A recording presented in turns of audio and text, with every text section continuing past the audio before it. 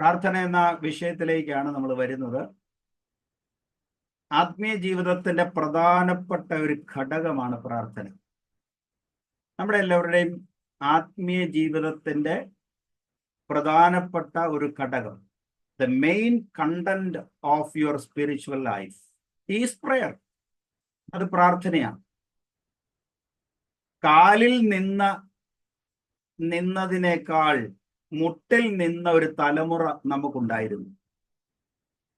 ഇതിനകത്ത് ഇരിക്കുന്ന ഒട്ടുമുക്കാലും ആളുകൾക്ക് ആ കാര്യം പെട്ടെന്ന് മനസ്സിലാവും. നമ്മുടെയൊക്കെ പിൻബലം ആളുകളായിരുന്നില്ല. നമ്മുടെയൊക്കെ പിൻബലം സർവശക്തനായ ദൈവമായിരുന്നു. ദൈവം നമ്മോട് കൂടെ നിന്ന് ഇത്രയും നമ്മളെ കൊണ്ടുവരുവാൻ കാരണമെന്ത്? ആരൊക്കെയോ, ഞാൻ വീണ്ടും ആ സെന്റൻസ് ആവർത്തിക്കുകയാണ്, കാലിൽ നിന്നതിനേക്കാൾ മുട്ടിൽ നിന്ന് ഒരു തലമുറ നമ്മുടെ പിന്നിലുണ്ടായിരുന്നു. അതിന്ന് കുറഞ്ഞു വരിക. അത് വീണ്ടെടുക്കണം. എന്നെ കേൾക്കുന്ന എല്ലാ പ്രിയപ്പെട്ടവരും ഈ ക്ലാസ് അറ്റൻഡ് ചെയ്ത് ധാരാളം അറിവുകളോടുകൂടെ മടങ്ങിപ്പോകരുത്. ഈ കേൾക്കുന്ന ഓരോ കാര്യങ്ങളും പ്രാവർത്തികമാക്കുവാൻ ശ്രമിക്കണം. സ്തോത്രം. അപ്പം നമ്മൾ പ്രാർത്ഥിക്കണം. ബരഖീം നെഫസീം എറ്റ് അഡോണായി എന്നാ എഴുതിയിരിക്കുന്നത്. നമ്മെ നിർമ്മിച്ച യഹോവയുടെ മുൻപിൽ മുട്ടുകുത്തുക, അല്ലേ? 95 സങ്കീർത്തനത്തിന്റെ 6-ാം വാക്യമാണ്. നമ്മെ നിർമ്മിച്ച യഹോവയുടെ മുൻപിൽ മുട്ടുകുത്തുക.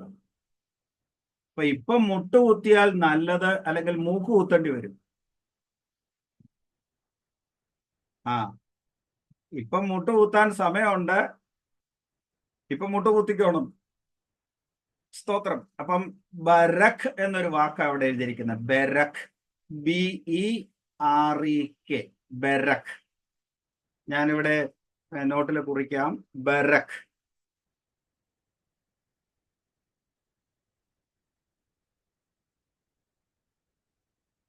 ഇതുണ്ടോ? ബരഖ്. കാണാൻ കഴിയുന്നുണ്ടോ? കാണാം. ഓക്കെ. ബരഖ് എന്ന് പറഞ്ഞാൽ കാൽമുട്ടെന്നർത്ഥം. കാൽമുട്ട്. അതേ വാക്ക് തന്നെയാ അനുഗ്രഹത്തിന് എബ്രായ ഭാഷയിൽ പറയുന്നു. അതേ വാക്ക് തന്നെ, ഉച്ചാരണം അത് തന്നെ. ഇതുണ്ടോ? അടുത്ത വാക്ക് എബ്രായ ഭാഷയിലെ അടുത്ത വാക്കാണ് ബറാഖ്. ചെറിയൊരു മാറ്റമേ ഉള്ളൂ. ഉച്ചാരണം ഒന്ന് തന്നെ, ചെറിയൊരു മാറ്റം. ബരഖ് എന്ന് പറഞ്ഞാൽ കാൽമുട്ടെന്നർത്ഥം, കാൽമുട്ട്. പക്ഷെ ബറാഖ് എന്ന് പറഞ്ഞാൽ ബ്ലസ് എന്നാണ് അർത്ഥം, അനുഗ്രഹം എന്നാണ് അർത്ഥം. യബ്ബേസ് പ്രാർത്ഥിച്ചു, നീ എന്നെ അനുഗ്രഹിക്കണം. അവിടെ ബറഖ് എന്നൊരു പദമാണ് ഉപയോഗിക്കുന്നത്. അപ്പൊ മുട്ടും അനുഗ്രഹവും തമ്മിൽ ഒരു ബന്ധമുണ്ട്. നിങ്ങളുടെ കാൽമുട്ടും അനുഗ്രഹവും തമ്മിൽ കൃത്യമായ ഒരു ബന്ധമുണ്ട്, മറന്നു പോകരുത്. ബരഖ് നെഫസീം, അത് നെഫസീം എറ്റ് അഡോണായി, നമ്മെ നിർമ്മിച്ച യഹോവയുടെ മുൻപാകെ മുട്ടുകുത്തുക. അതാണ് അനുഗ്രഹത്തിന്റെ മൂലകാരണം. സ്തോത്രം. പലപ്പോഴും ആളുകൾ ചോദിക്കാറുണ്ട്, എന്താ ഈ സ്പിരിച്വൽ ലൈഫ്, ആത്മീയ ജീവിതം എന്ന് പറഞ്ഞാൽ എന്തുവാ?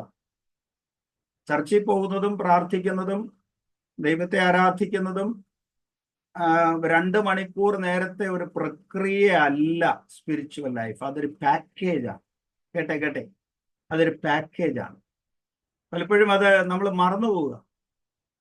അപ്പം how to maintain your spiritual life, ആത്മീയ ജീവിതത്തെ എങ്ങനെയാണ് മെയിൻറ്റെയിൻ ചെയ്യുന്നത്? അതൊരു പാക്കേജ് പോലെയാണ്. ഞായറാഴ്ച നമ്മൾ ചർച്ചിൽ പോകുന്നു, വൈകിട്ട് വീട്ടിൽ വരുന്നു.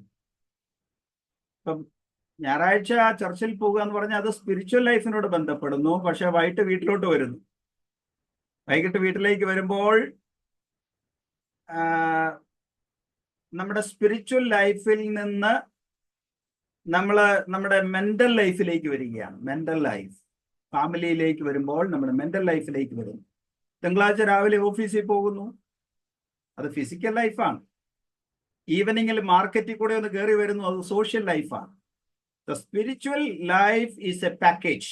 കേട്ടെ, അതൊരു പാക്കേജ് ആണ്. ഇതെല്ലാം കൂടി എല്ലാം ഒന്ന് ഇക്വിലിബറിയം ചെയ്യണം. ഇതിനെ ഒന്ന് ഇക്വിലിബറിയം ചെയ്യുക, ഇതിനെ സമനിലയിൽ കൊണ്ടുവരിക. എന്തൊക്കെ? ഞാൻ പറഞ്ഞ ഈ 4 കാര്യങ്ങളെ സമനിലയിൽ കൊണ്ടുവരുമ്പോൾ മാത്രമേ സ്പിരിച്വൽ ലൈഫ് നന്നായി മുൻപോട്ട് പോവുകയുള്ളൂ. മെന്റൽ ലൈഫ്, ഒരു വ്യക്തിയുടെ മെന്റൽ ലൈഫ്, മാനസിക ജീവിതം നന്നായിരിക്കണം. എന്ന് പറഞ്ഞാൽ അവരുടെ ചിന്തകൾ, മനോഭാവങ്ങൾ, വൈകാരികവും മാനസികവുമായ സാമൂഹികമായ ക്ഷേമങ്ങൾ, മെന്റൽ ലൈഫ് നന്നായിരിക്കണം. 2, ഫിസിക്കൽ ലൈഫ്, ശാരീരിക ജീവിതം, relationships and contacts and entertainment and speech. അതാണ് നമ്മുടെ ഫിസിക്കൽ ലൈഫ് എന്ന് പറയുന്നത്. നമ്മുടെ റിലേഷൻഷിപ്സ് ആൻഡ് കോണ്ടാക്ട്സ്, നമ്മുടെ സംസാരങ്ങൾ, ഇതൊക്കെ നന്നായിരിക്കണം. 3-മതായിട്ട് നമ്മുടെ സോഷ്യൽ ലൈഫ്, സാമൂഹിക ജീവിതം. എന്താ സാമൂഹിക ജീവിതം? നമ്മുടെ ഫാമിലി, ഫ്രണ്ട്ഷിപ്സ്, റിലേഷൻഷിപ്പ്, കരിയർ, കുടുംബം, സൗഹൃദങ്ങൾ, ബന്ധങ്ങൾ, തൊഴിലുകൾ, ഇതൊക്കെ നന്നായിരിക്കണം. 4, സ്പിരിച്വൽ ലൈഫ്. എന്താണ് സ്പിരിച്വൽ ലൈഫ് എന്ന് പറഞ്ഞാൽ? പേഴ്സണൽ ഡിവോഷണൽ ലൈഫാണ് spiritual life. Personal devotional life, ദൈവത്തോടുള്ള വ്യക്തിപരമായ ഗാഢമായ ബന്ധത്തിനാണ് ആത്മീയ ജീവിതം എന്ന് പറയുന്നത്. അത് ദൃശ്യമായത് അല്ല, അത് ദൃശ്യമായതല്ല. മറ്റ് ദൈവമക്കളുമായിട്ടുള്ള കൂട്ടായ്മ, സഭ, ആരാധന, അല്ലെ? പഴയ നിയമത്തിലെ ടെമ്പിൾ എന്നൊരു വാക്കാ ആലയത്തിന് കൊടുത്തിരിക്കുന്നത്. ടെമ്പിൾ. ടെമ്പിൾ എന്ന വാക്കിന് എബ്രായ ഭാഷയിൽ ഹെയ്ക്കൽ എന്നാണ് എഴുതിയിരിക്കുന്നത്. ഹെയ്ക്കൽ. ഹെയ്ക്കൽ എന്ന വാക്കിന് റിലേഷൻഷിപ്പ് എന്നർത്ഥം. റിലേഷൻഷിപ്പ്. അപ്പം ദൈവവുമായിട്ട് ബന്ധപ്പെടുവാനുള്ള ഒരു കാരണമാണ് ടെമ്പിൾ. അതുകൊണ്ടാണ് എബ്രായ ലേഖനത്തിൽ എഴുതിയിരിക്കുന്നത്, ചിലർ ചെയ്യുന്നത് പോലെ നിങ്ങളുടെ സഭായോഗങ്ങളെ ഉപേക്ഷയായി വിചാരിക്കരുത്. സഭായോഗങ്ങളെ ഉപേക്ഷയായി വിചാരിക്കരുത്. അപ്പൊ സ്പിരിച്വൽ ലൈഫിനെ കുറിച്ചൊരു ചിത്രം നിങ്ങളുടെ മനസ്സിൽ കിട്ടിയെന്ന് വിചാരിക്കുകയാണ്. ആത്മീയ ജീവിതത്തിന്റെ പ്രധാനപ്പെട്ട ഘടകമാണ് പ്രാർത്ഥന. ആത്മീയ ജീവിതം സഭാജീവിതം മാത്രമല്ല, ആത്മീയ ജീവിതം നമ്മുടെ സാമൂഹിക ജീവിതത്തോട് കെട്ടുപിണഞ്ഞു കിടക്കുന്നതാണ്, നമ്മുടെ മാനസിക ജീവിതത്തോട് കെട്ടുപിണഞ്ഞു കിടക്കുന്നതാണ്, സാമൂഹിക ജീവിതത്തോട് കെട്ടുപിണഞ്ഞു കിടക്കുന്നതാണ്. ഇതിനെല്ലാം സമനിലയിൽ കൊണ്ടുവരിക. ഞാൻ പറയുന്നത് മനസ്സിലാവുന്നുണ്ടോ ആനി സിസ്റ്ററെ? മനസ്സിലാവുന്നുണ്ടോ? ഇല്ലെന്ന് തോന്നല്ലേ? ഇത്തിരി ലളിതമായി പറയണോ? കേൾക്കുന്നില്ലേ?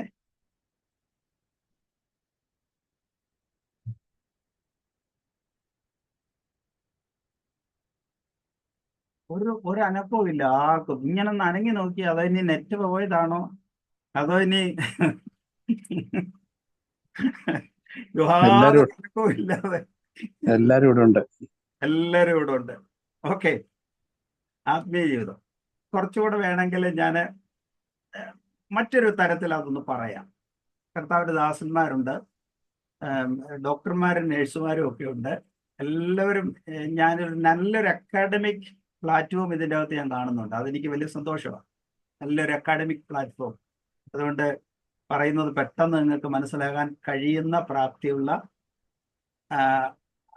ഡെപ്തുള്ള ആളുകൾ അതിൻ്റെ അകത്തുണ്ട്. അല്ലെ, സങ്കീർത്തനത്തിൽ എഴുതിയിരിക്കുന്നത് the deep calls the deep എന്ന്. ആഴത്തിന് മാത്രമേ ആഴത്തെ ഉണ്ടാക്കാൻ കഴിയത്തുള്ളൂ. മലയാളത്തിൽ ആ വാക്ക് വ്യത്യാസമായി എഴുതിയിരിക്കുന്നത്, ആഴി ആഴത്തെ വിളിക്കുന്നു എന്നാണ് എഴുതിയിരിക്കുന്നത്. പക്ഷെ ഇംഗ്ലീഷിൽ അങ്ങനല്ല. The deep calls the deep. ആഴം ആഴത്തെ വിളിക്കുന്നു എന്ന് എഴുതിയിരിക്കുന്നു. ഡീപ്പ് ആഴം. ഓക്കെ, മനുഷ്യൻ ഒരു ടയർ എക്സിസ്റ്റൻസ് ആണ്, അല്ലേ ഡോക്ടറെ? ഒരു 3 ടയർ എക്സിസ്റ്റൻസ് ആണ്. പക്ഷെ മൃഗങ്ങളോ 2 ടയർ എക്സിസ്റ്റൻസ് എന്നാ പറയുന്നത്. ടു ടയർ എക്സിസ്റ്റൻസ്, 2 ഘടകങ്ങളെ മൃഗങ്ങളിലുള്ളൂ. പക്ഷേ മനുഷ്യരിൽ 3 ഘടകങ്ങളുണ്ട്. എന്താണ്? Body, soul and spirit. Body, soul and spirit. ശരീരമുണ്ട്, ആത്മാവുണ്ട്, ദേഹിയുണ്ട്. അപ്പൊ ഇതിനെ എങ്ങനെയാ നമ്മളൊന്ന് വ്യാഖ്യാനിക്കുന്നത്? ഞാൻ പറയാം. Man is a spirit. Man is a spirit. He has a soul and lives in a body. അതാണ് മനുഷ്യൻ. Man is a spirit. He has a soul and lives in a body. മനുഷ്യൻ ആരാ? ഒരാത്മാവ്. പക്ഷേ he has a soul. ഒരു ദേഹി അദ്ദേഹത്തിനുണ്ട്. and lives in a body. ഒരു ശരീരത്തിലാണ് അവൻ വസിക്കുന്നത്. അതുകൊണ്ടാണ് ബസാർ നിഷാഖ് റുഹാഖ് എന്ന മനുഷ്യന് പറയുന്നത്. എന്താ? ബസാർ നിഷാഖ് റുഹാഖ് എന്ന് പറയും.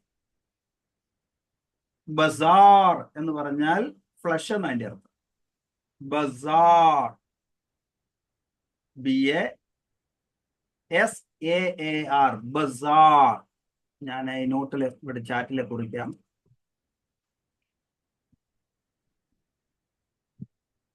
ബസാർ എന്ന് പറഞ്ഞാൽ ഫ്ലഷ്, ഫ്ലഷ് എന്നർത്ഥം.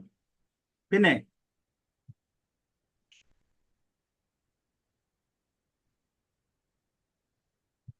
ഇതുണ്ടോ? നിഷാഖ്. നിഷാഖ് എന്ന് പറഞ്ഞാൽ സോൾ എന്നതിന്റെ അർത്ഥം. സോൾ, നെഫസീം, സോൾ, നിഷാഖ് എന്ന് പറയും. ഇനി റുഹാഖ്,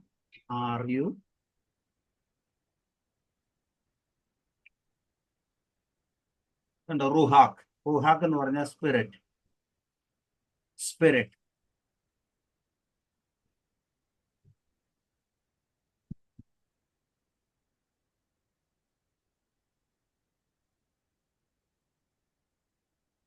എഴുതിയോ?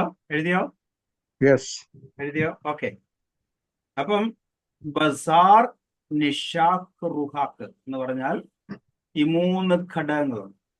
ഇനി ഞാൻ പറയുന്നത് ശ്രദ്ധിക്കണമേ. സ്പിരിച്വൽ ലൈഫിനെ കുറിച്ചാണ് പറയുന്നത്. പ്രാർത്ഥനയുടെ ഇമ്പോർട്ടന്റ് പറഞ്ഞു വരിക, അതിന്റെ പശ്ചാത്തലം പറയുക. മനുഷ്യന്റെ ശരീരം വളരുന്നതിനനുസരിച്ച് അവന്റെ സോള് വളരണ്ടേ? ബോഡി വളരുന്നതനുസരിച്ച് സോള് വളരണം. സോള് വളരുന്നതനുസരിച്ച് സ്പിരിറ്റ് വളരണം. ഇതിനാണ് ഞാൻ പറഞ്ഞത് ഇക്വിലിബറിയം എന്ന് പറഞ്ഞത്. ഇപ്പം നിങ്ങൾക്ക് പെട്ടെന്ന് മനസ്സിലായല്ലോ. ബോഡി വളരുന്നതിനനുസരിച്ച് സോള് വളരുന്നില്ലെന്ന് വിചാരിച്ചു. വികാരങ്ങള്, ബുദ്ധി ഇതൊന്നും വളരുന്നില്ലെങ്കിൽ നമ്മൾ ആ ആളിനെ കൊണ്ട് ഈ ഡോക്ടർ ഗ്രേസിന്റെ അടുത്ത് പോകേണ്ടി വരും, അല്ലേ? പോണ്ടായോ? അല്ലേ? അവൻ ശരീരമൊക്കെ വളർന്നു, നല്ല ശരീരം. പക്ഷെ അതിനനുസരിച്ച് ബുദ്ധി വളരുന്നില്ലെങ്കിലോ വലിയ പ്രശ്നമായി. ബോഡിയും സോളും വളരുന്നുണ്ട്, സ്പിരിറ്റ് വളരുന്നില്ലെങ്കിലോ പ്രശ്നമായോ? സബാഷൻ പാസ്റ്ററെ, അതിലും വലിയ പ്രശ്നമല്ലേ? അതിലും വലിയ പ്രശ്നമാവും. അപ്പൊ ഇത് 3 ഒരുപോലെ വളർന്നു വരണം. ഇത് ഒരുപോലെ വളരണം. അതാണ് ആ ഇക്വിലിബറിയം, ആത്മീയ ജീവിതത്തിന്റെ സമനില എന്ന് ഞാൻ പറയുന്നത്. അതിനാണ് ഈ ഞാൻ ആദ്യം പറഞ്ഞ 4 കാര്യങ്ങളും ഒരുപോലെ മെയിൻറ്റെയിൻ ചെയ്യണം എന്ന് പറഞ്ഞത്. അവിടെയാണ് പ്രാർത്ഥന ഇമ്പോർട്ടൻ്റ് ആയി വരുന്നത്. സ്തോത്രം. അവിടെയാണ് പ്രാർത്ഥന വളരെ ഇമ്പോർട്ടൻ്റ് ആയിട്ട് വരുന്നത്. ഞാൻ പറയുന്നത് ഗ്രഹിച്ചോ? സ്തോത്രം. ഗ്രഹിച്ചെന്നാ ഞാൻ ഗ്രഹിച്ചു, നിങ്ങൾ ഗ്രഹിച്ചെന്ന് യെസ്, തോന്നുന്നു. കുറച്ച്. സ്തോത്രം. എങ്ങനെയാണ്?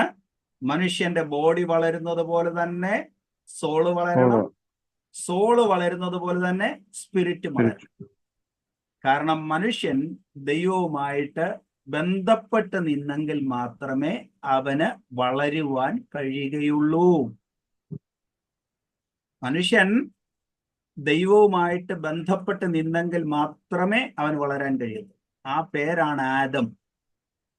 ആ ദം, 3 വാക്കുകൾ, എബ്രായ ഭാഷയിലെ 3 വാക്കുകൾ. ആദം, അലേഫ് പ്ലസ് ദം. ദം എന്ന് പറഞ്ഞാൽ രക്തം എന്ന് അതിന്റെ അർത്ഥം, രക്തം. ദം എന്ന് പറഞ്ഞാൽ രക്തം. അലേഫ് അതാ ആ. അപ്പം ദൈവം പ്ലസ് രക്തം, അതാണ് ആദം. മനുഷ്യൻ, ജഡരക്തങ്ങളോടുകൂടിയ മനുഷ്യൻ ദൈവവുമായിട്ട് ബന്ധപ്പെടുമ്പോൾ മാത്രമേ ആ മനുഷ്യന് വളരുവാൻ കഴിയുകയുള്ളൂ. അതിന്റെ പ്രധാനപ്പെട്ട ഘടകമാണ് പ്രാർത്ഥന എന്ന് ഞാൻ പറഞ്ഞു വന്നത്. സ്തോത്രം. ഏറെക്കുറെ അത് മനസ്സിലായി എന്ന് ഞാൻ വിചാരിക്കുകയാണ്.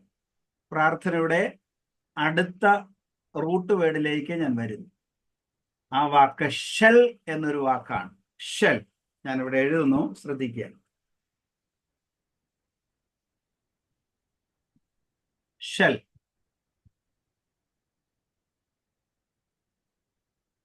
SHEL, shell. ഷെൽ എന്ന വാക്കിന്റെ അർത്ഥം ദൈവത്തെ നമ്മിലേക്ക് വലിച്ചടിപ്പിക്കുക എന്നാണ് ആ വാക്കിന്റെ അർത്ഥം. ദൈവത്തെ നമ്മിലേക്ക് വലിച്ചടിപ്പിക്കുക, അല്ലെങ്കിൽ പിടിച്ചു വയ്ക്കുക എന്ന് പറയാം. വിടാതെ പിടിച്ചു നിർത്തുക എന്നൊക്കെ പറയാം. നമ്മൾ പലപ്പോഴും പ്രാർത്ഥനയ്ക്കൊക്കെ പറയുമ്പം പറയാറുണ്ട്, പാസ്റ്ററെ പിടിച്ചു വെച്ചൊന്ന് പ്രാർത്ഥിക്കണേ. കേട്ടിട്ടില്ലേ? കേട്ടിട്ടില്ലേ? പിടിച്ചു വെച്ചൊന്ന് പ്രാർത്ഥിക്കണമെന്ന്. എൻ്റെ ചർച്ചിലൊരു വിശ്വാസി ഉണ്ടായിരുന്നു. എപ്പോ എനിക്ക് ഫോൺ ചെയ്ത് പറഞ്ഞാലും പറയുമായിരുന്നു, പാസ്റ്ററെ പിടിച്ചു വെച്ചൊന്ന് പ്രാർത്ഥിക്കണേ. അത് ആ കാലങ്ങളിൽ അത് കേൾക്കുമ്പോൾ ഒരു മനസ്സിലൊരു ചെറിയ ചിരി വരുമായിരുന്നു. പക്ഷെ പ്രാർത്ഥനയെക്കുറിച്ച് കൂടുതൽ പഠിച്ചു വന്നപ്പോൾ അദ്ദേഹം പറഞ്ഞ, അദ്ദേഹത്തിന്റെ ചിന്തയിൽ ഉദിച്ച ആ വാക്കുകൾക്കായി ഞാൻ ദൈവത്തിന് സ്തോത്രം ചെയ്യും. സ്തോത്രം. പിടിച്ചു വയ്ക്കുക. ആ വാക്ക് തെറ്റല്ല കേട്ടോ, തെറ്റല്ല. ദൈവത്തെ നമ്മിലേക്ക് വലിച്ചടുപ്പിക്കുക എന്നാണ് അതിന്റെ അർത്ഥം. ദൈവത്തെ നമ്മിലേക്ക് വലിച്ചടുപ്പിക്കുക. അപ്പൊ അതിനൊരു ഉദാഹരണമാണ് യാക്കോബ്. യാക്കോബ്. യാക്കോബ് എന്ന വാക്കിന്റെ അർത്ഥം എന്താ? ആരെങ്കിലും ഒന്ന് പറഞ്ഞേ. യാക്കോബ് എന്ന വാക്കിന്റെ അർത്ഥം? ഉപായി. ഉപായി. യാക്കോബ് എന്ന വാക്കിന്റെ അർത്ഥം ഉപായി ആണെന്നാ പറഞ്ഞത്. അവൻ ഉപായി ആണ്, ഉപായം ചെയ്യുന്നവൻ. യാക്കോബ് എന്ന വാക്കിന്റെ അർത്ഥം കുതികാല് പിടിക്കുന്നവൻ എന്നാണ്. കുതികാല് പിടിക്കുന്നവൻ. യഹ് അക് ഉബ് എന്ന വാക്ക്. യഹ് അക്ബ്, അക്കൂബ് ഒന്ന് പറഞ്ഞേ. യഹ്, യഹ് എന്ന് പറഞ്ഞ ഇവൻ, ഇവൻ, ഇവൻ. അക്കൂബ് എന്ന് പറഞ്ഞാൽ കാല് പിടിക്കുന്നവൻ എന്നാണ്. കാല് പിടിക്കുന്നവൻ. ഇവൻ കാല് പിടിക്കുന്നവൻ എന്നാണ്. അപ്പൊ കുതികാല് പിടിക്കുന്നവൻ എന്ന് പറയുന്നത് തെറ്റില്ല. അപ്പൊ യാക്കോബ് എന്ന വാക്ക് അതിന്റെ അർത്ഥം കുതികാല് പിടിക്കുന്നവൻ എന്നാണ്. യാക്കോബിന്റെ പേരിനെ ദൈവം മാറ്റി, ഒരു പുതിയ പേരിട്ടു. ആ പേരെന്ന് പറഞ്ഞേ ഇസ്രായേൽ. ഇസ്രായേൽ. ഇസ്രായേൽ എന്ന വാക്കിന്റെ അർത്ഥം എന്താ? ഇസ് സറാ ഏൽ എന്നർത്ഥം. ഏൽ എന്ന് പറഞ്ഞാൽ ദൈവം. ഇസ് എന്ന് പറഞ്ഞാൽ ഇവൻ. സറാഹ് എന്ന് പറഞ്ഞാൽ ദൈവത്തിന്റെ മുഖം തന്നിലേക്ക് വലിച്ചടിപ്പിക്കുന്നവൻ എന്നർത്ഥം. ഒരർത്ഥം ഇസ്രായേൽ. ഇനി ഇസ് എന്ന് പറഞ്ഞാൽ ഇവൻ, റാഹ് എന്ന് പറഞ്ഞാൽ ഇടയൻ എന്നർത്ഥം, ഏൽ എന്ന് പറഞ്ഞാൽ ദൈവം. അപ്പം ഇസ് റാ ഏൽ എന്ന് പറഞ്ഞാൽ ദൈവം ഇവന്റെ ഇടയൻ ആകുന്നു. മനസ്സിലായോ? ഓക്കെ. ഇസ്രായേൽ എന്ന് പറഞ്ഞാൽ രണ്ടർത്ഥം ഞാൻ പറഞ്ഞു.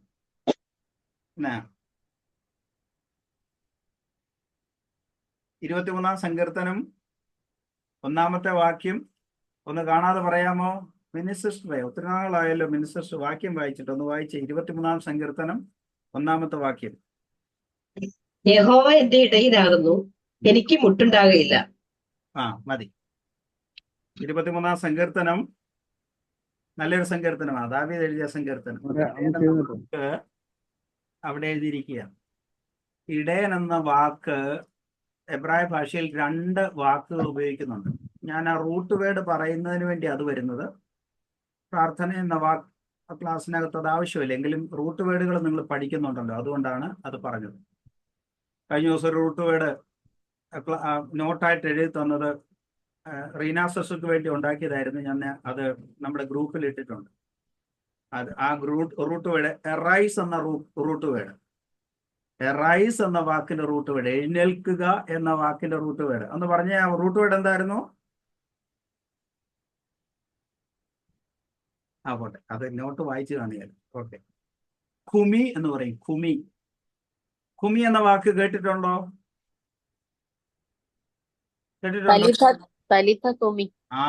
കണ്ടോ, പെട്ടെന്ന് ആ വാക്ക് ഓർമ്മയുണ്ട്. തലീത ഖുമി. CUMI എന്ന് എഴുതാം, QUMI എന്ന് എഴുതാം, KUMI എന്ന് എഴുതാം. ഖുമി എന്ന് പറഞ്ഞ എല്ലാവരും ഒന്ന് പറഞ്ഞു. ഖുമി എന്ന് പറഞ്ഞാൽ റൈസ്, എറൈസ്, വേക്കപ്പ് എന്ന വാക്ക്, എഴുന്നേൽക്കുക. തലീത ഖുമി എന്ന് പറഞ്ഞാൽ തലീതയെ എഴുന്നേൽക്ക് എന്ന വാക്കിന്റെ അർത്ഥം. ഓക്കെ, ഖുമി. ഇപ്പൊ ഈ റൂട്ട് വേർഡ് പഠിക്കുന്നതുകൊണ്ട് ഞാൻ പറയാം, ഒരു ഇടയന് ഉപയോഗിക്കുന്ന 2 റൂട്ട് വേർഡുകൾ. ഒന്ന് റാ എന്ന് പറയും. ഒന്ന് പറഞ്ഞേ, റാ.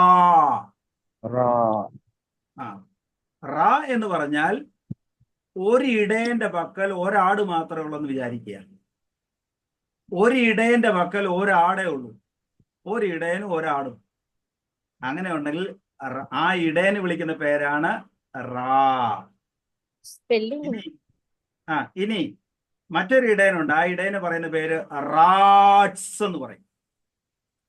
റാട്സ് എന്ന് പറഞ്ഞാൽ ഒരു ഇടയന്റെ പക്കൽ ധാരാളം ആടുകളുണ്ട്, അല്ലെ? ഒരു ഇടയന്റെ പക്കൽ 100 ആടുണ്ടെന്നിരിക്കട്ടെ, ആ ഇടയന് പറയുന്ന പേര് റാട്സ് എന്ന് പറയും. ഇത് എബ്രായ വാക്കിന്റെ ഒരു പ്രത്യേകത. യഹോവ എന്റെ ഇടയൻ ആകുന്നു എന്ന് എഴുതിയിരിക്കുന്നിടത്ത് റാട്സ് എന്നല്ല, റാ എന്ന പദവും ഉപയോഗിച്ചിരിക്കുന്നത്. എന്ന് പറഞ്ഞാൽ എന്റെ ഇടയന്റെ പക്കൽ ഞാൻ എന്നൊരൊറ്റ ആട് മാത്രമേ ഉള്ളൂ. മനസ്സിലായോ? എന്റെ ഇടയന്റെ പക്കൽ ഞാൻ എന്ന് പറയുന്ന ഒരൊറ്റ ആടേ ഉള്ളൂ. അപ്പൊ ഇടയന്റെ മുഴുവൻ സംരക്ഷണവും ശ്രദ്ധയും എനിക്ക് കിട്ടും. അതാണ് ദാവീദ് പറയുന്നത്, യഹോവ എന്റെ ഇടയനാകും. മനസ്സിലായവർക്ക് ഒരു സ്തോത്രം പറയാം. സ്തോത്രം. അത് സ്പെല്ലിംഗ് എന്ന് പറയും. അതിന്റെ ആ വേർഡെന്ന് പറഞ്ഞ് എഴുതിക്കേ. ഞാൻ ചാറ്റിൽ എഴുതാം.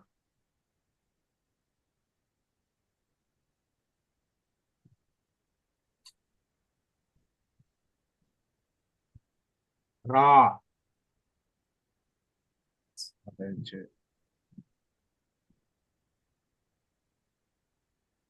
രണ്ടാമത്തെ വാക്ക് റാട്സ്. ഒരിടയൻ ഒരാടും, അതാ റാ. റാട്സ് എന്ന് പറഞ്ഞാൽ ഒരിടയൻ ഒന്നിലധികം ആടുകൾ. ഇപ്പൊ ദാവീദ് പറയുന്നത് എന്താണ്?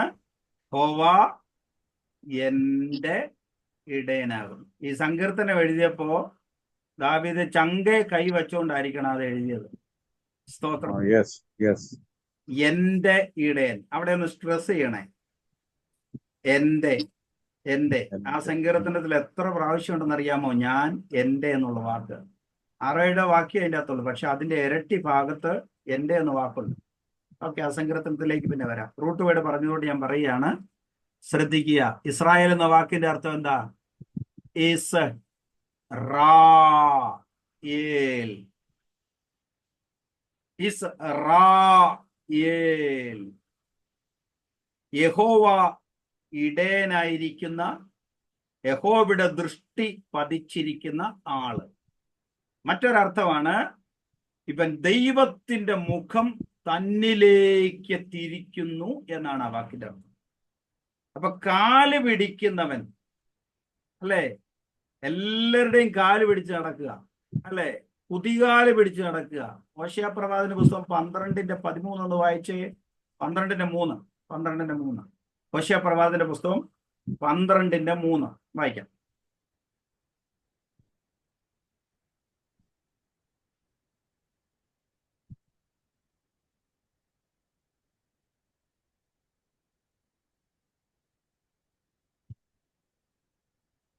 ഹോശേയ പ്രവാചകന്റെ പുസ്തകം 12-ാം അധ്യായം 3-ാമത്തെ വാക്യം.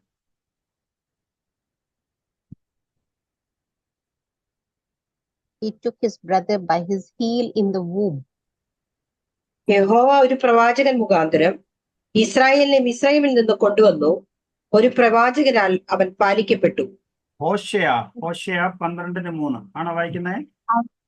അവൻ ഗർഭത്തിൽ വെച്ച് തന്റെ സഹോദരന്റെ കുതികാൽ പിടിച്ചു.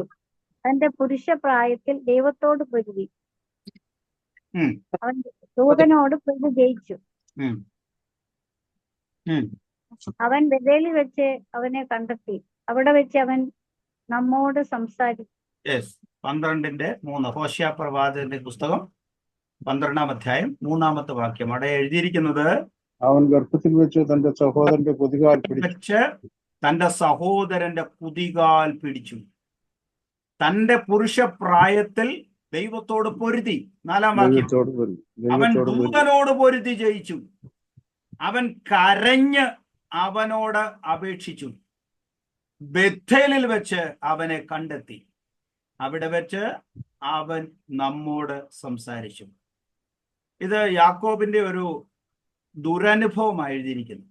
അതിന്റെ ആദ്യത്തെ ഭാഗം ഒരു ദുരനുഭവമാണെങ്കിൽ അവസാനത്തെ ഭാഗം ഒരു നല്ല അനുഭവമാണ്. ഓക്കെ, യാക്കോബ് ആരായിരുന്നു? തന്റെ സഹോദരന്റെ കുതികാൽ പിടിച്ചു. ഗർഭത്തിൽ വെച്ച് കുതികാൽ പിടിച്ചു.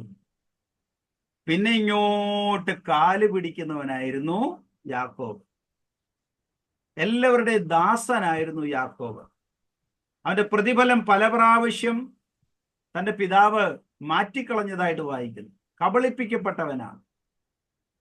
ധാരാളം ബുദ്ധിമുട്ടുകൾ സഹിച്ച ആ ബുദ്ധിമുട്ട് നിമിത്തം പോഷ്ക് പറയേണ്ടതായിട്ട് വന്ന, പേര് പോലും പോഷ്ക് പറയേണ്ടതായിട്ട് വന്ന്, മറ്റുള്ളവരുടെ ഇംഗിതങ്ങൾക്ക് വശംവദനായി ജീവിക്കേണ്ട ഒരു മനുഷ്യനാണ് യാക്കോബ്. അതിന്റെ പേര് തന്നെ അതാ, കുതികാൽ പിടിക്കുന്നവൻ, യാക്കോബ്. പക്ഷെ ഒരൊറ്റ രാത്രി കൊണ്ട് അവന്റെ തലവരയെ ദൈവം മാറ്റി. കാല് പിടിക്കുന്ന ആ വ്യക്തിയെ ദൈവത്തിന്റെ ദാസനായി, ദൈവത്തെ തന്നിലേക്ക് വലിച്ചെടുപ്പിക്കുന്ന ഒരു മനുഷ്യനായി, ഗോത്രപിതാവായി ദൈവം യാക്കോബിനെ ഒരൊറ്റ രാത്രി കൊണ്ട് മാറ്റി. അങ്ങനെ പ്രാർത്ഥിച്ചതിന്റെ പേരാണ് ഷെൽ. സ്തോത്രം. യാക്കോബ് ഇങ്ങോട്ട് വരികയാണ് അല്ലെ? യബോക്ക് കടവിന്റെ തീരത്ത് വന്നു. യബോക്ക് കടവിന്റെ തീരത്ത് വന്നപ്പോൾ എന്നാ ദൂതനുമായിട്ട് മല്ല് പിടിക്കുന്ന ഒരു ചിത്രം നമുക്ക് അവിടെ കാണാൻ കഴിയും. ഉൽപ്പത്തി പുസ്തകം 32-ാം അധ്യായം 26-ാമത്തെ വാക്യം ഒന്ന് വായിച്ചേ. ഉൽപ്പത്തി പുസ്തകം 32-ാം അധ്യായത്തിന്റെ 26-ാമത്തെ വാക്യം. And he said, let me go, for the day breaketh. And he said, I will not let thee go, except thou bless me. Okay, thank you. മലയാളത്തിൽ നിന്ന് വായിക്കാം.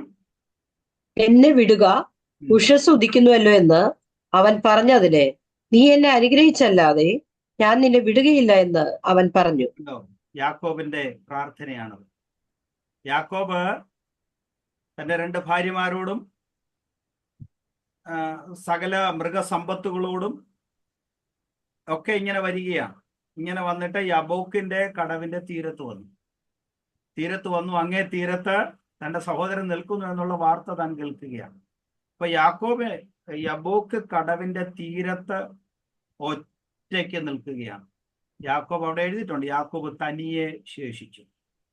അപ്പൊ ഒരു പുരുഷൻ തന്റെ അടുക്കൽ വന്നിട്ട് മല്ല് പിടിക്കുന്നു. ആ കാര്യമാണ് ഹോശേയ പ്രവാചകന്റെ പുസ്തകം 12:3 നമ്മൾ വായിച്ചത്. അത് കുറച്ചുകൂടെ വിശദമായി അവിടെ എഴുതിയിട്ടുണ്ട്. ഇവിടെ പരിമിതമായ വാക്കുകൾ കൊണ്ടാണ് എഴുതിയിരിക്കുന്നത്. അവിടെ എഴുതിയിരിക്കുകയാണ്, ഒരു പുരുഷൻ അവന്റെ അടുക്കൽ വന്നിട്ട് അവനോട് മല്ല് പിടിക്കുക, യാക്കോബിനോട് മല്ല് പിടിക്കുക. പക്ഷെ യാക്കോബിന് ഇനി യാതൊരു രക്ഷയുമില്ല. തന്റെ ജീവിതത്തിന്റെ ഏകദേശം അവസാന ഭാഗത്തേക്ക് നീങ്ങുന്നു എന്ന് യാക്കോബ് മനസ്സിലാക്കുക. എന്റെ സഹോദരൻ എന്നെ കൊല്ലുവാൻ മറുകരയിൽ നിൽക്കുന്നു. 400-ലധികം ആളുകളുമായി സന്നാഹങ്ങളുമായി എന്റെ സഹോദരൻ മറുകരയിൽ നിൽക്കുന്നു. എന്റെ ജീവിതത്തിന്റെ ഏറ്റവും അവസാന ഭാഗത്തേക്ക് ഞാൻ നടന്നെടുക്കുക. ഇനി എനിക്ക് രക്ഷയില്ല. അപ്പൊ ദൈവവുമായിട്ട് താൻ മൽപ്പിടിക്കുന്ന ഒരു രംഗം അവിടെ കാണുന്നുണ്ട്. എന്നിട്ട് പറയുകയാണ്, ദൈവമേ, എന്നെ അനുഗ്രഹിച്ചല്ലാതെ ഞാൻ നിന്നെ വിടുകയില്ല.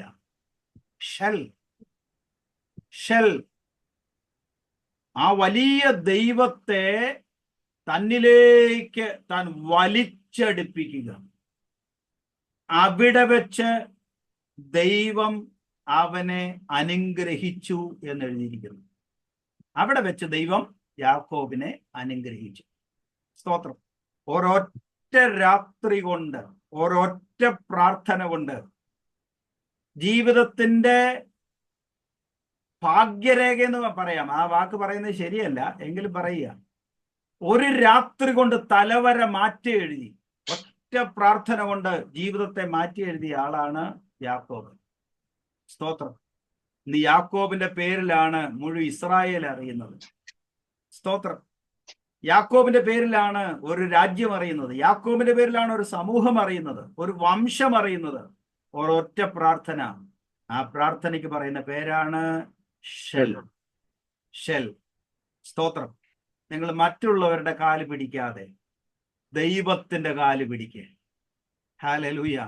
ദൈവത്തോട് കാര്യം പറഞ്ഞവൻ പിന്നെ ആരോടും കാര്യം പറയേണ്ടി വരികയില്ല. ദൈവത്തിന് മുൻപിൽ മുട്ടുമടക്കിയവൻ പിന്നെ ആരുടെയും മുൻപിൽ മുട്ടുമടക്കേണ്ടി വരികയില്ല. ആ ചിന്തകൻ ഇങ്ങനെ പറയുകയാണ്, ദൈവത്തിന് മുൻപിൽ കണ്ണുനീര് തൂകിയവൻ പിന്നെ ആരുടെയും മുൻപിൽ കണ്ണുനീരൊഴുക്കേണ്ടി വരികയില്ല. ആ വലിയ ദൈവത്തെ പ്രാർത്ഥനയിൽ കൂടെ നമ്മോട് വലിച്ചടുപ്പിക്കുക, നമ്മിലേക്ക് വലിച്ചടുപ്പിക്കുക. ജീവിതം മാറും. സ്തോത്രം. ജീവിതം മാറും. ഹല്ലേലൂയ. ഞാൻ കഴിഞ്ഞ ദിവസം പറഞ്ഞല്ലോ, നെപ്പോളിയൻ എന്ന് പറയുന്ന മനുഷ്യൻ ചീത്തയായ സ്ത്രീയുടെ 6ാമത്തെ പുത്രനാണ്. അപ്പൻ ആരാണെന്ന് എനിക്ക് അറിഞ്ഞുകൂടാ. ഒരിക്കൽ വഴിയിൽ കൂടെ യാത്ര ചെയ്തു പോകുമ്പോൾ ഒരു കൈനോട്ടക്കാരനെ കണ്ടു, ജിപ്സി കൈനോട്ടക്കാരനെ കണ്ടു. എന്നിട്ട് കൈ കൊടുത്തിട്ട് പറഞ്ഞു, എന്റെ ഭാവി എന്ന് പറഞ്ഞു. ആ മനുഷ്യൻ കൈ നോക്കിയിട്ട് നെപ്പോളിയന്റെ മുഖത്തേക്ക് നോക്കി, ചോദിച്ചു, നിന്റെ അപ്പൻ ആരാ? നെപ്പോളിയൻ ഉത്തരവില്ല. നെപ്പോളിയനോട് പറഞ്ഞു, ഞാൻ കണ്ടിട്ടുള്ളതിൽ ഏറ്റവും നിർഭാഗ്യനും അരിഷ്ടനും ഒരു ഭാവിയും ഇല്ലാത്ത ഒരു പയ്യനാണല്ലോ നീ എന്ന് പറഞ്ഞിട്ട് ആ നെപ്പോളിയനെ കളിയാക്കി മടക്കി അയച്ചു. നെപ്പോളിയൻ വീട്ടിൽ ചെന്നിട്ട് കരഞ്ഞു. വാവിട്ട് നിലവിളിച്ചപ്പോൾ അമ്മ ചോദിച്ചു, എന്താ നീ കരയുന്നേ? അപ്പൊ ഈ കാര്യങ്ങളൊക്കെയും അമ്മയോട് പറഞ്ഞു. അമ്മ പറഞ്ഞത്, വഴിയിലിരിക്കുന്നവരല്ല നിന്റെ ഭാവി നിശ്ചയിക്കുന്നത്, നിന്റെ ഭാവി നിശ്ചയിക്കുന്നത് നീയും നിന്റെ ദൈവവും കൂടെയാണ് എന്ന് പറഞ്ഞു. ആ നെപ്പോളിയന്റെ മനസ്സുണർന്നു. ആ മനുഷ്യൻ ഒരു ബ്ലേഡ് എടുത്തിട്ട് തന്റെ കൈ നല്ല ഭാവി ഉണ്ടാകുന്ന രേഖ എങ്ങനെയാണോ അതുപോലെ കൈക്കകത്തൂടെ രേഖകൾ ഉണ്ടാക്കി, ബ്ലേഡ് കൊണ്ട് കൈ വരിഞ്ഞു കീറി നല്ല രേഖ ഉണ്ടാക്കി, നല്ല ഭാവി ഉണ്ടാകുന്നത് പോലെ രേഖ ഉണ്ടാക്കി. എന്നിട്ട് രക്തം വാർന്നൊലിക്കുന്ന കൈകളോടുകൂടെ മടങ്ങിച്ചെന്നിട്ട് ആ കൈനോട്ടക്കാരന്റെ അടുക്കൽ ചെന്ന് പറഞ്ഞ സുപ്രസിദ്ധമായ ഒരു വാക്കുണ്ട്, ഒരു സ്റ്റേറ്റ്മെന്റ് ഉണ്ട്. Look gypsy look, I change my destiny, not you. ഞാനും എന്റെ ദൈവവും കൂടി എന്റെ ഭാവിയെ മാറ്റിമറിച്ചിരിക്കുന്നു, നീ അല്ല എന്റെ ഭാവി നിശ്ചയിക്കുന്നു. സ്തോത്രം. നമുക്ക് കൈകളെ ഉയർത്തി ഒരു സ്തോത്രം പറയാം. ഹല്ലേലൂയ. ഇവിടെയും ഇരിക്കുന്ന ആളുകളോ കൈനോട്ടക്കാരനോ തത്തയോ ഒന്നും അല്ല നമ്മുടെ ഭാവി നിശ്ചയിക്കുന്നത്. പ്രാർത്ഥനാ മുറിയിലിരുന്ന് നിങ്ങളും നിങ്ങളുടെ ദൈവവുമായിട്ട് ഒരുമിച്ച് കൂടിച്ചേരുമ്പോൾ നല്ല ഭാഗ്യം ദൈവം നിങ്ങൾക്ക് നൽകി തരും. ഹല്ലേലൂയ. അല്ലെ, നിങ്ങൾ ന്യൂയോർക്കിൽ പോയിട്ടുണ്ടെങ്കിൽ അവിടെ ഒരു എംപയർ സ്റ്റേറ്റ് ബിൽഡിംഗ് ഉണ്ട്. എംപയർ സ്റ്റേറ്റ് ബിൽഡിംഗ് അത് ഒരു കാലത്ത് ലോകത്തെ ഏറ്റവും ഉയരം കൂടിയ ഒരു ബിൽഡിംഗ് ആയിരുന്നു. ആ ബിൽഡിങ്ങിന്റെ അതിന്റെ അകത്തേക്ക് കയറുമ്പോൾ തന്നെ ആ ബിൽഡിംഗ് ഉണ്ടാക്കിയതിന്റെ ചരിത്രം അവിടെ എഴുതി വെച്ചിട്ടുണ്ട്. ഒരു ഭിത്തി നിറച്ച് ആ ചരിത്രം എഴുതി വെച്ചിട്ടുണ്ട്. ഒരു ബ്ലാക്കിൻ്റെതാണ് ആ കെട്ടിടം. ആ മനുഷ്യൻ തന്റെ അമ്മയുടെ ബർത്ത്ഡേക്ക് $1 ഒരു കടയിൽ ചെന്ന് കയറി. കേട്ടെ ഒരു കടയിൽ ചെന്ന് കയറി. എന്നിട്ട് പറഞ്ഞു, എൻ്റെ കയ്യിൽ ഇത്രയും പൈസയുള്ളൂ, അതുകൊണ്ട് എനിക്ക് എൻ്റെ അമ്മയ്ക്ക് കൊടുക്കാൻ എന്തെങ്കിലും ഒരു ഗിഫ്റ്റ് തരണമെന്ന് പറഞ്ഞു. ആ മനുഷ്യൻ പറഞ്ഞു, ഈ $1 എന്തോ ഗിഫ്റ്റ് കിട്ടാന്, അമ്മയ്ക്ക് കൊടുക്കാൻ ഗിഫ്റ്റിന് വന്നിരിക്കുന്നു, പോടാ അവിടുന്ന് പറഞ്ഞു. എന്നിട്ട് ആ പൈസ തിരിച്ചു കൊടുത്തു. $1 എന്ത് ഗിഫ്റ്റ് മേടിക്കാനാണ് നീ വന്നിരിക്കുന്നത്? ആ മനുഷ്യൻ കരഞ്ഞുകൊണ്ട് തൻ്റെ വീട്ടിലേക്ക് നടന്നുപോയി. എന്നിട്ട് വീട്ടിൽ ചെന്നിട്ട് ഈ കാര്യം പറഞ്ഞു. ഇതുപോലെ തന്നെ അമ്മ അവനെ ബലപ്പെടുത്തി. അവനെ അന്ന് വൈകിട്ട് ഒരു ചർച്ചിൽ വിളിച്ചോണ്ട് പോയി. ആ ചർച്ച് ഇന്നും ന്യൂയോർക്കില് മൻഹാട്ടനില് ഉണ്ട്. ഈ ടിൻ ടവർ വീണതിന്റെ തൊട്ട് കരയ്ക്കാ ആ ചർച്ച് ഇരിക്കുന്നത്. എലിസബത്ത് രാജ്ഞി ആ ചർച്ചിൽ പോയിട്ടുണ്ടെന്ന് അവിടെ എഴുതി വെച്ചിട്ടുണ്ട്.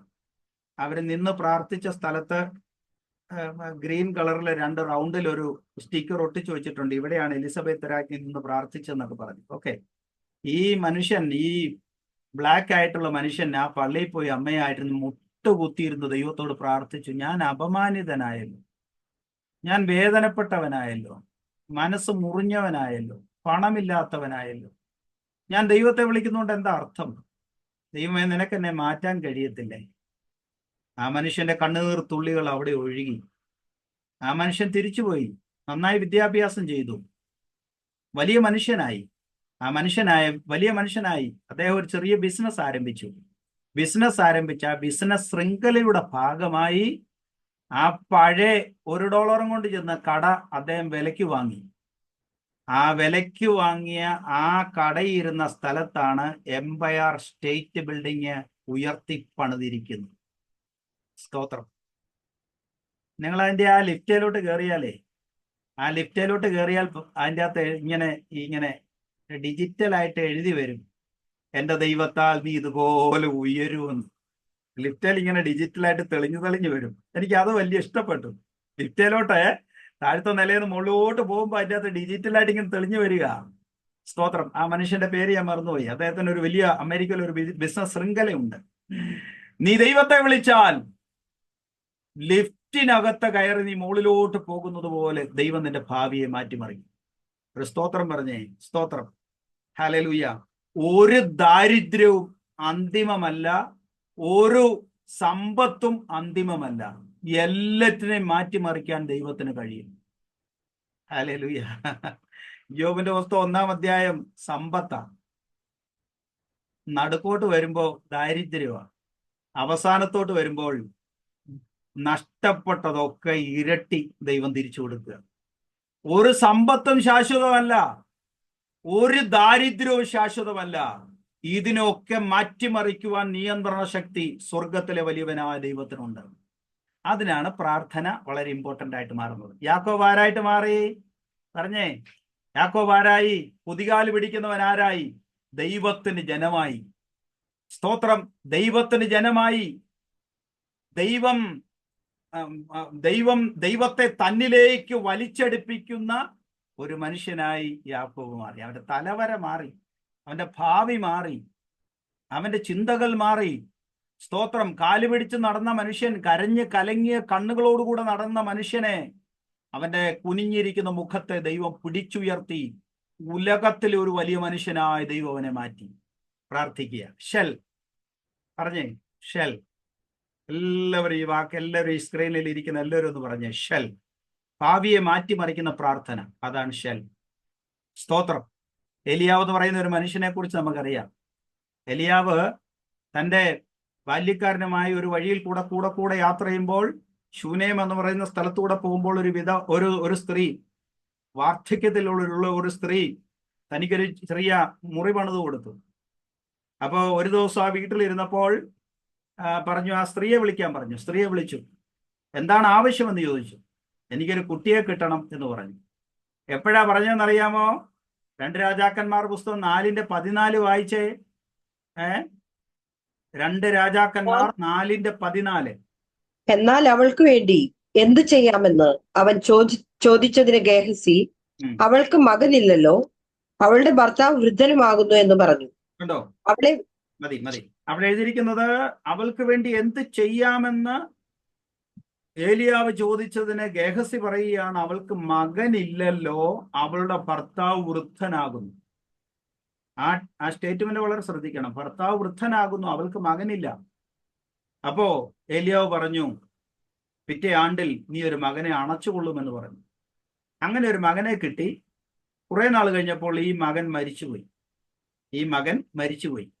ഉടനെ സ്ത്രീ ചെയ്തത് എന്തെന്നറിയാമോ?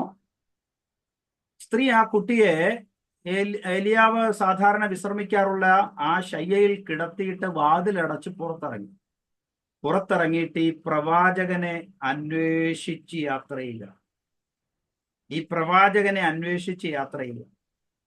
സ്തോത്രം. അവിടെ മുമ്പിൽ രണ്ടാമതൊരു ഓപ്ഷൻ ഇല്ല, ഒരു സെക്കൻഡ് ഓപ്ഷൻ അവിടെ മുമ്പിലില്ല.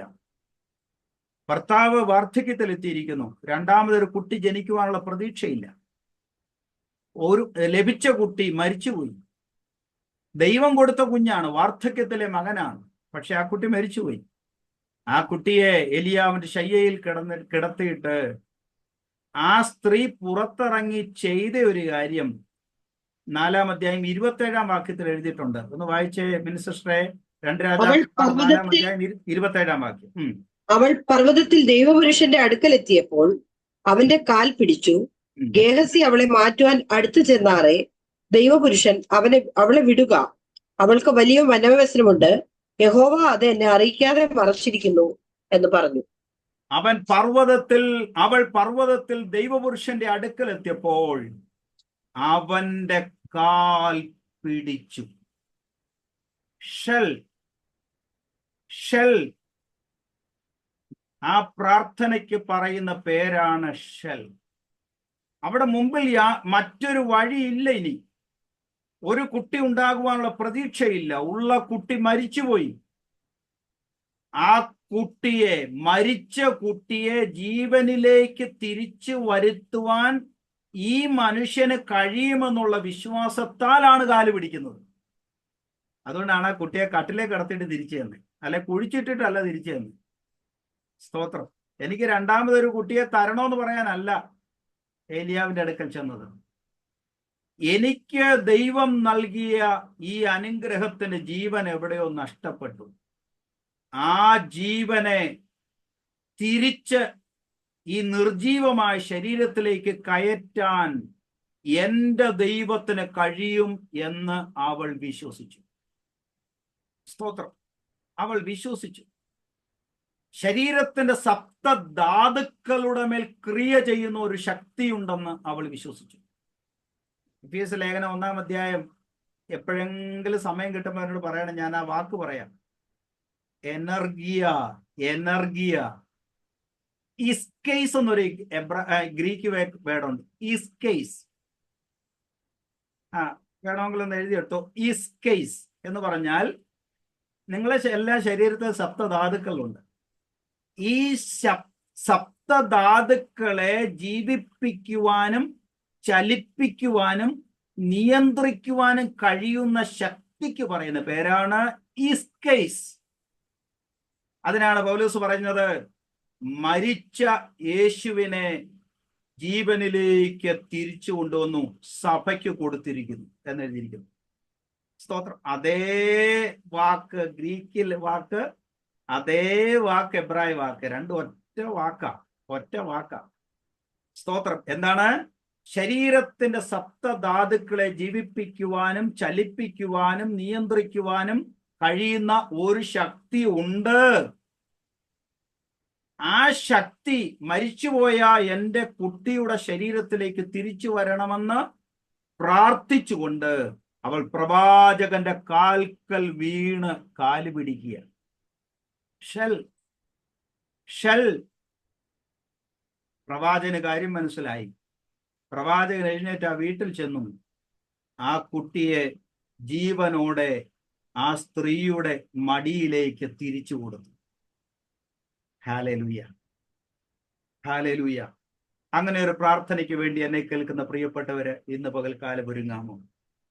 നിർജീവത്വമുള്ള സ്ഥാനങ്ങളില്, ജീവൻ നഷ്ടപ്പെട്ടു പോയ സ്ഥലങ്ങളിൽ സെക്കൻഡ് ഓപ്ഷൻ നിങ്ങളുടെ മുൻപിൽ ഇല്ലാതെ വരുമ്പോൾ, ഏലിയാവിന്റെ കാല് ആ സ്ത്രീ പിടിച്ചതുപോലെ, ദൂതന്റെ കാല് യാക്കോബ് പിടിച്ചതുപോലെ, സ്തോത്രം, നമുക്ക് ദൈവത്തിന്റെ കാൽക്കൽ വീഴാം. അതിലൊരു മാറ്റം ഉണ്ടാകും, തീർച്ചയായിട്ടും മാറ്റം ഉണ്ടാകും.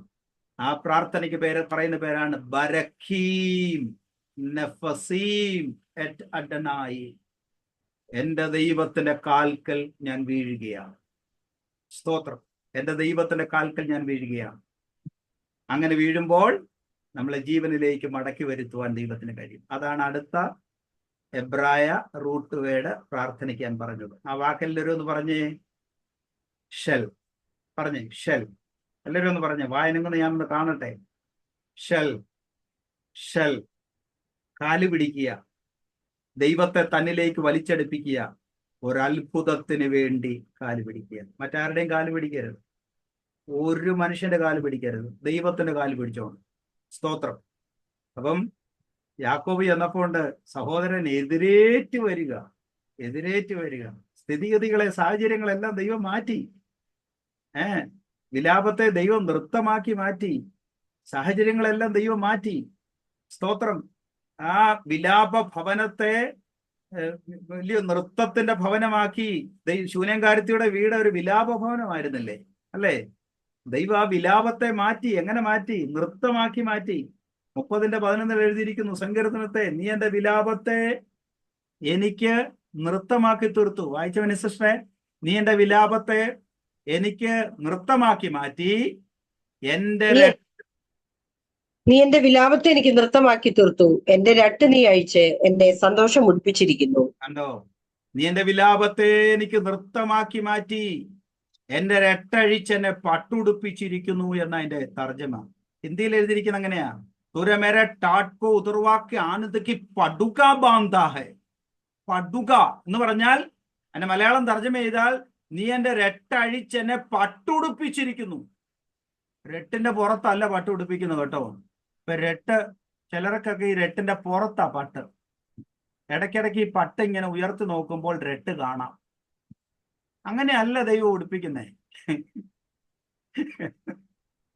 രട്ട് അഴിച്ച് പട്ടുടുപ്പിക്കുന്നതാണ്.